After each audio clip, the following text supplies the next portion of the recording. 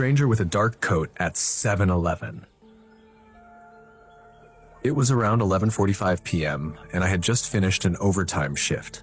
Exhausted and starving, I decided to drop by the nearest 7-Eleven to grab something to eat before heading home. The streets were unusually quiet, but the dim glow of the convenience store sign made me feel a bit more at ease.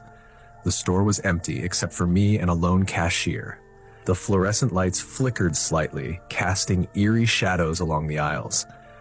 I made my way to the sandwiches section and grabbed a bottle of water on the way back to the counter. That's when I noticed someone standing at the far end of the store, near the entrance. The man was tall and wore a dark coat, with his head slightly tilted down, making it difficult to see his face clearly. He didn't move, just stood there silently, as if waiting for something. I felt a chill creep up my spine. Trying to brush it off as my imagination, I quickly paid for my food and gave the cashier a polite nod before heading out.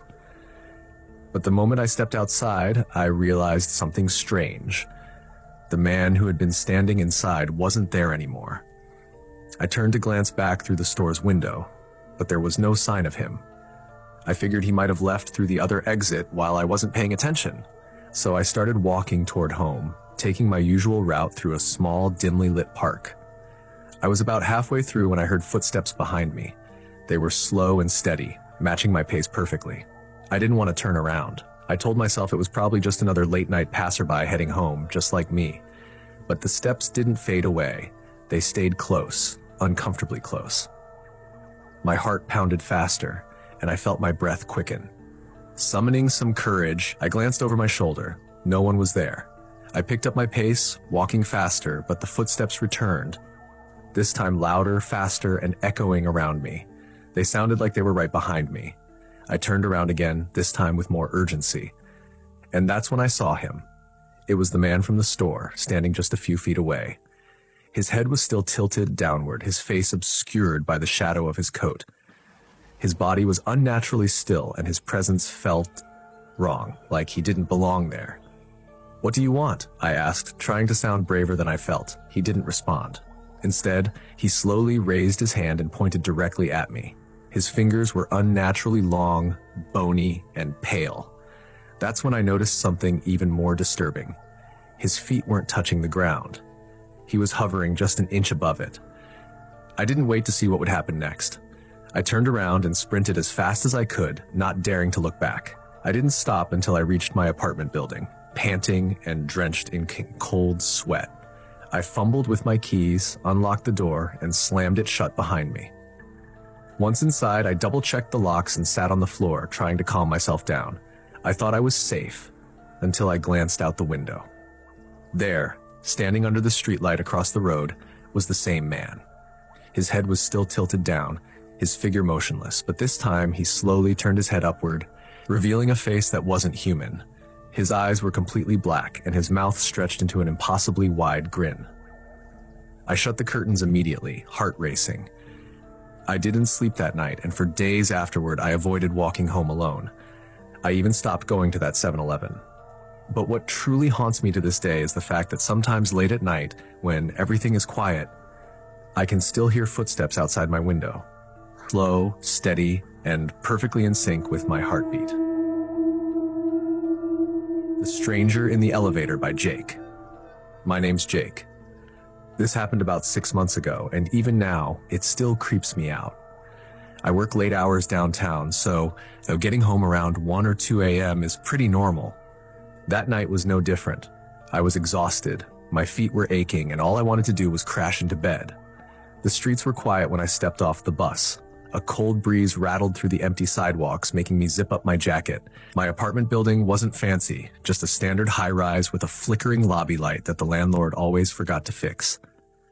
I pulled open the glass door and stepped inside, the warmth of the lobby hitting me instantly. The elevator was waiting, doors already open, as if it knew I was coming. I walked in and hit the button for my floor. Just as the doors began to close, a hand shot through the gap, forcing them open again. A man stepped inside. He wore a black coat, long enough that it almost touched his shoes, and carried a briefcase. He didn't say a word, just gave me a brief nod before standing in the middle of the elevator. His posture was stiff, his face partially obscured by the collar of his coat. At first, I didn't think much of it. Late-night elevator rides were common in a building like mine. But then I noticed something strange. He never pressed a button. I glanced at the panel. Every floor button was unlit except mine. I felt a tiny spike of unease. Maybe he lived on my floor. Maybe he was just lost in thought. But something about his stillness, his silence, made my stomach tighten. The elevator climbed past the 3rd floor, then the 4th. Halfway up, the lights flickered and the entire thing jolted to a stop. For a few seconds, the darkness swallowed us. Then the emergency bulb kicked in, bathing the small space in a dim, yellow glow. I swallowed the lump in my throat and pressed the emergency call button. A crackling voice came through. Looks like a minor malfunction. We'll have you moving again soon. I exhaled in relief. Just a small glitch. Nothing serious. Then the man spoke for the first time. It's strange how things can stop working without warning, don't you think? His voice was low and even, like he was commenting on the weather. I forced a chuckle. Yeah, weird timing, huh?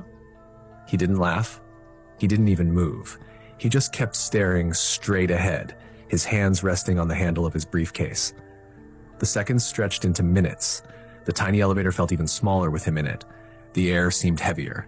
I could hear my own breathing, the faint hum of the emergency light, the occasional crackle from the intercom. I wanted to say something, anything, to break the silence, but the words wouldn't come. Finally, with a metallic groan, the elevator lurched back to life. The numbers on the panel flickered as we resumed our climb.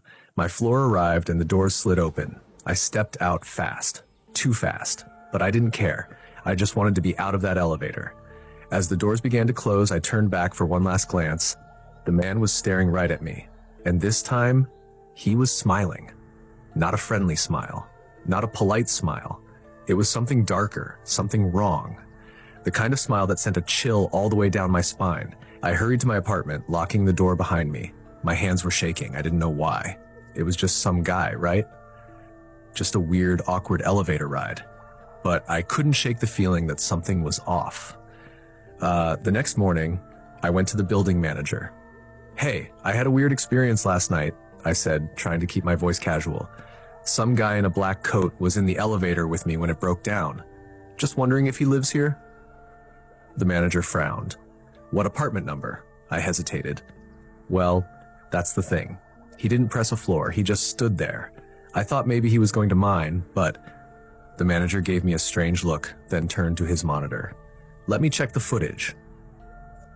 I watched over his shoulder as the grainy black and white security footage played back the night before. I saw myself walking into the elevator. I saw the doors start to close, but no one else was there. The doors didn't reopen. No one stepped inside. I watched as the footage showed me standing in the elevator alone. The lights flickered, the elevator stopped, and I just stood there. Talking to no one. The hairs on my arms stood on end. The manager turned to me, his expression puzzled. Jake, you were alone in that elevator last night. I didn't know what to say. I didn't know what to think. All I knew was that I had felt him there. I had seen him smile, and somehow he had been real. The Stranger by Claire. Hey, I'm Claire, and I want to tell you about something that happened a few months ago. I was coming back home late one evening after visiting a friend. It was around 11:30 p.m., and the train station was practically empty. That alone gave me the creeps. As I stepped off the train, the cool night air hit me, and I could hear the faint rustle of leaves in the distance. I pulled my coat tighter around me and started walking toward my apartment, which was about a 15-minute walk from the station. At first, it was just the usual late-night quiet, streetlights flickering, the occasional sound of a car in the distance. But as I walked through a particularly dim stretch of the road, I noticed something strange. A man standing on the corner, completely still, just watching me. I tried not to panic. My neighborhood is generally safe, and it's not unusual to see people out late. Still, there was something about him that made me uneasy. He was too still, like he was waiting for something or someone.